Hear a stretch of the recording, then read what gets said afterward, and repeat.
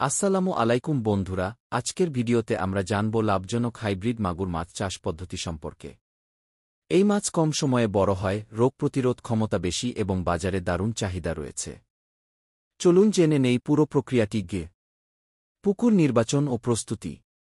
পুকুর হতে হবে 1 থেকে 2 মিটার গভীর। পুকুরে যেন বৃষ্টি ও বন্যার পানি ঢুকে না যায়। মূলত হাইব্রিড মাগুর মাছ চাষ করতে গেলে পুকুর প্রস্তুত করার কোনো প্রয়োজন হয় না। এদের যে কোনো ময়লা আবর্জনা পুকুরে চাষ করে কম খরচে লাভবান হওয়া যায়, তাই আমরা বলি কম খরচে ভালো মুনাফা আয় করা সম্ভব হাইব্রিড মাগুর মাছ চাষ করে। তো বিওয়াস, আপনারা যারা উন্নত জাতের হাইব্রিড মাগুর মাছের পোনা ক্রয় করতে চান তারা আমাদের স্ক্রিনে দেওয়া নাম্বারে যোগাযোগ করুন। আমরা 100% গ্যারান্টি সহকারে দেশের সকল জায়গায় মাছের পোনা হোম ডেলিভারি দিয়ে থাকি।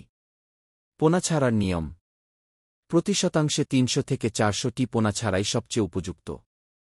পোনা ছাড়ার আগে 10 থেকে 20 মিনিট ধরে পলিথিন ব্যাগ বা ড্রামে পানির সাথে রেখে তাপমাত্রার সাথে মানিয়ে নিতে হবে।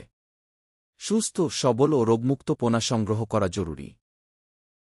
হাইব্রিড মাগুর মাছের জন্য প্রোটিন সমৃদ্ধ খাদ্য প্রয়োজন। প্রথম দিকে ভাসমান ফিড বা গুঁড়া খাদ্য ব্যবহার করুন। ধীরে ধীরে বড় দানা ফিড দিতে হবে। প্রতিদিন সকাল ও বিকেলে 2 বার নিয়মিত খাদ্য দিন। গড়ে 2-5-3-0 প্রোটিনযুক্ত খাদ্য সবচেয়ে ভালো।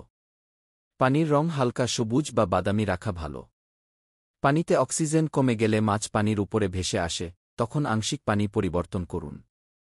রোগ প্রতিরোধে নিয়মিত লবণ ও ভিটামিন সি প্রয়োগ করতে পারেন। মৃত বা অসুস্থ মাছ দ্রুত সরিয়ে ফেলতে হবে। বাজারজাতকরণ: সাধারণত 4 থেকে 5 মাসে মাছ বাজারজাত উপযোগী হয়। গড়ে প্রতি পিস মাছের ওজন হয় 200 থেকে 300 গ্রাম। বাজারে কেজি প্রতি দাম অন্যান্য মাছের তুলনায় ভালো থাকে। বন্ধুরা, সঠিক নিয়মে চাষ করলে হাইব্রিড মাগুর মাছ থেকে স্বল্প সময়ে অনেক লাভ করা সম্ভব। আশা করি আজকের ভিডিও আপনাদের কাজে লাগবে। ভালো লাগলে অবশ্যই লাইক, শেয়ার আর সাবস্ক্রাইব করতে ভুলবেন না। ধন্যবাদ। তো বিওয়াস, আজকের ভিডিওটি এই পর্যন্তই। সকলে ভালো থাকবেন। আল্লাহ হাফেজ।